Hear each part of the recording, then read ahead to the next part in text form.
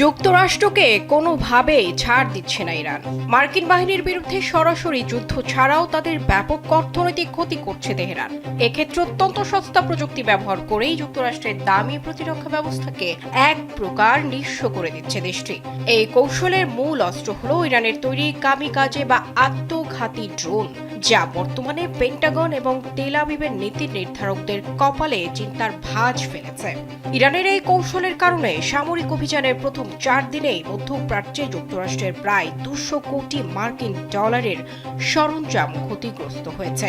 এতে আন্তর্জাতিক অঙ্গনে ব্যাপক আলোচনার সৃষ্টি হয়েছে।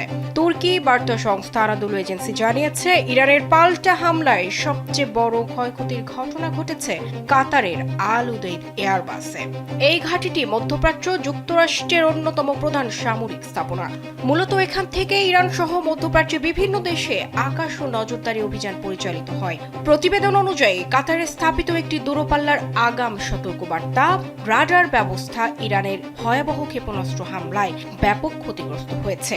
এই উচ্চ প্রযুক্তির রাডারটির আনুমানিক মূল্য প্রায় 110 কোটি ডলার। কাতার কর্তৃপক্ষ রাডারটিতে আঘাত ও ক্ষয়ক্ষতির বিষয়টি নিশ্চিত করেছে, যা আঞ্চলিক নিরাপত্তা পরিস্থিতিকেও আরও সংবেদনশীল করে তুলেছে। এই ধরনের রাডার ব্যবস্থা সাধারণত শত শত কিলোমিটার দূর থেকে ব্যালিস্টিক ক্ষেপণাস্ত্র, ড্রোন ও যুদ্ধবিমান শনাক্ত করতে সক্ষম। কিন্তু ইরানের ভয়ঙ্কর ক্ষেপণাস্ত্রের কাছে মার্কিন বাহিনীর এই অস্ত্র কার্যত ধরাশায়ী হয়ে গেছে।